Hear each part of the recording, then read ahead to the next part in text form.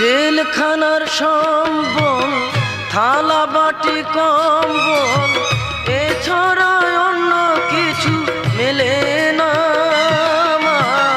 জেলখানার সম্বল থালা বাটি কম্বল এছাড়া অন্য কিছু মেলে না। সকাল আর সন্ধ্যায় দুইটি রুটি দেয়, রুটি খেয়ে পেট ভরি না মা। আমি বন্দি কারাগারে,